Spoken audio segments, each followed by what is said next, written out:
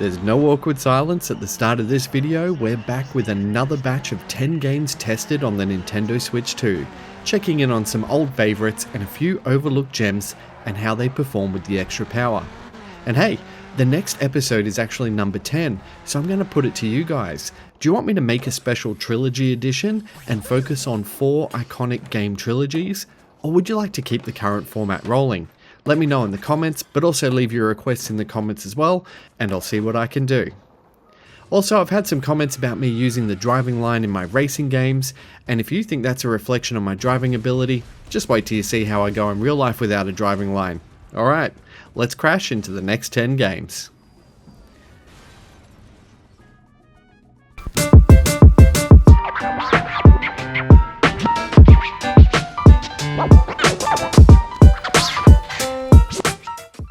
Grid Autosport Revisited. We've already covered Grid Autosport in a previous batch when we noticed its impressive performance on the Switch 2, but this revisit is all about downloading that HD texture pack, which is a 3GB add-on that sharpens up the game's visuals significantly. People were curious to see if the Switch 2 could maintain its rock-solid performance with those higher res textures in play, especially when switching between performance and graphics modes. While the results are still excellent. With the HD texture pack installed, Grid Autosport does look noticeably sharper, especially on the tracks with more environmental detail like Chicago, which is the one I picked for this video.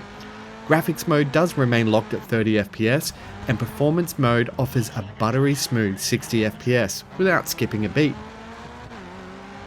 Now, I deliberately tested it on Chicago because I wanted to try and push the limits, and I didn't see any stutters or performance dips.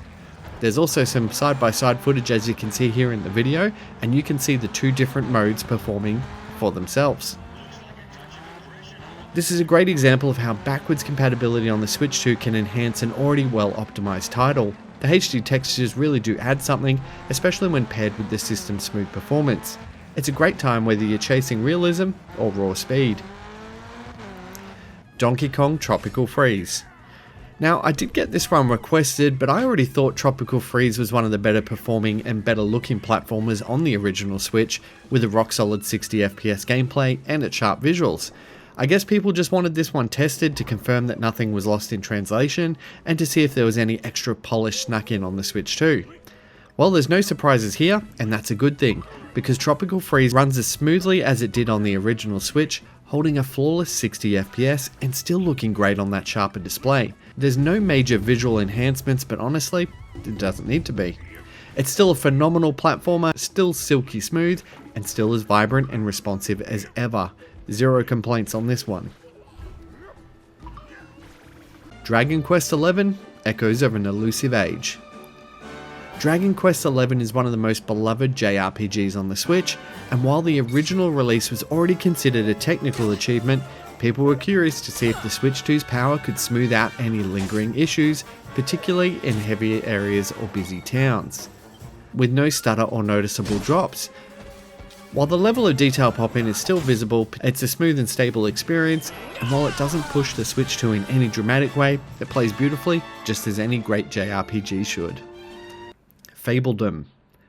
While Fabledom charmed many players with its cozy tone and fairy tale kingdom building, its performance on the Switch 1 left a lot to be desired. The original release was plagued with heavy pixelation and odd camera behaviour, mainly because when you would scroll the game would hitch and it would result in jarring screen jumps and disorientation. Players were eager to see if the Switch 2 could iron out these quirks. Well, I'm pleased to report that the Switch 2 version feels like a proper step forward. The visuals are noticeably sharper, and the scrolling around the map no longer triggers the weird camera hanging bug that plagued the original. I played it for about 30 minutes at testing. I didn't experience any crashes or major hitches, and the game held together really well. It's still a cozy, slower paced experience, but much more pleasant to control and look at. It's a huge improvement, definitely smoother and more stable ride than the Switch 1, and a good reason to revisit the game if you bounced off it originally. Farming Simulator 23. Despite some technical hiccups, Farming Sim 23 quietly earned its place as one of the most beloved simulators on the Switch, especially for players who love managing every detail of working on a farm. On the original hardware, the performance would start to chug noticeably on larger fields, especially when you had multiple AI workers active, but it still remained a favourite for many. Naturally, players were eager to see if the Switch 2 could smoothen out the workload. On the Switch 2, the experience is noticeably smoother. It's a clear improvement over the original, the resolution is also sharper, and while there are still some soft edges and level of detail on distant objects and equipment, the visual clarity overall is much better, and it feels like the way the game should have played. It's actually one of my top 3 personal Switch games, and it now finally runs the way it deserves to. It's a smoother, sharper experience that makes managing the farm even more satisfying, and you guys have no idea how excited I am for Farming Sim 25 when it drops on Switch 2. GTA San Andreas. After a very rocky launch, GTA San Andreas on Switch saw several updates to stabilize performance and visuals. Still, the original version had plenty of issues, from frame rate drops to aggressive level of detail pop-in, and players were curious to see if the Switch 2 could finally deliver a smooth, open-world experience that they'd hoped for. While the introduction of these new classic graphics mode, there was a renewed interest in giving it another shot. Much like GTA 3, it's a case of being stable but not spectacular.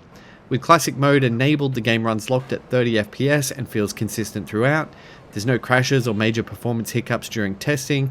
The same level of detail limitations are still present, meaning scenery and models pop in fairly close to the player, but that's pretty much tied to the game's engine more than the hardware. It's a solid experience if you're already on board with the visual compromises. Nothing game changing here, but it's stable, smooth, and definitely more reliable than it was on launch. Mudrunner. Mudrunner was surprisingly well optimized for the original Switch, and it delivered a smooth off-road experience despite the system's hardware limitations. But with its demanding terrain deformation and dynamic physics, people were eager to see if the Switch 2 could offer a smoother and sharper ride, especially since the other games in the Spin Tire series were performing better on newer hardware. Well, on the Switch 2, Mudrunner again is a huge step up. It runs at an uncapped frame rate and maintains consistently smooth performance throughout. Whether you're crawling through thick mud or navigating through dense forest trails, visuals are noticeably sharper across the board, giving environments and vehicles a more defined look. Combined with the game's excellent physics, it's now a fantastic experience all around. It's a massive improvement whether you're revisiting the game or just jumping in for the first time. Mudrunner feels like it was meant to be played on the Switch 2. Again, if anyone from Focus Interactive sees this, please give us Roadcraft. Tony Hawk's Pro Skater 1 and 2.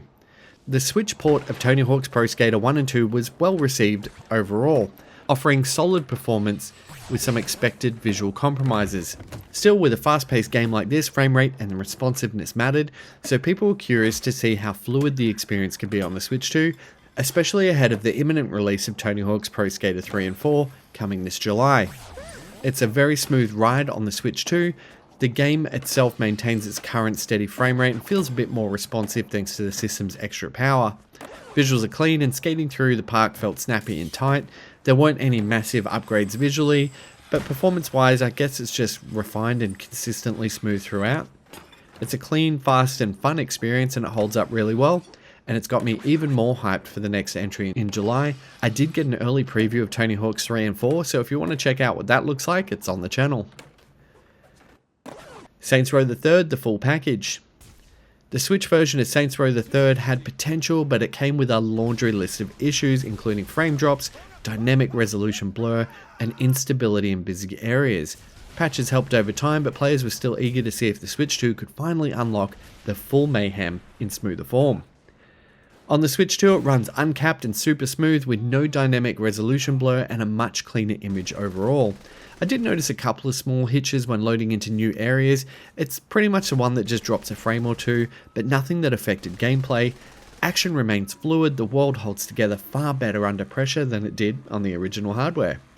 It feels like a big upgrade because it's sleek and stable and finally feels like a proper handheld version of Saints Row 3. If you skipped it the first time, this is a version worth playing. Chernobylite. A deeply atmospheric survival horror game with RPG elements, Chernobylite always had an ambitious concept, but the Switch 1 version was known for being very rough around the edges. Between its resolution drops, performance hiccups, and general visual downgrades, many players found it hard to get immersed. Fans were hoping the Switch 2 could smooth things over and bring the eerie world of Chernobyl to life. Well, there's no denying it runs a lot smoother now on the Switch 2, the frame rate is significantly more stable, and the visuals are sharper, especially the outdoor environments and effects. But that said, even with the improvements, it looks pretty rough overall. Textures are very muddy, and the visual polish doesn't quite hit the mark you'd expect from a newer console. Unfortunately, I mean, the concept is still fascinating, and the Switch 2 makes it more playable, but it's really going to appeal to a mostly dedicated fan base here. It's a step up, but not a transformation, and it is a fantastic game, especially on other formats, so if you are keen on it, I do recommend it. And that wraps up this round. A huge thanks for all your input, suggestions, and feedbacks. I'll make sure there's timestamps on this video as well. You've all been so incredibly helpful in shaping this series into something special, and as always, feel free to let me know what you'd like to see tested next, whether it's something obscure, beloved, broken, or beautiful. I'll do my best to track it down. Thanks so much for watching.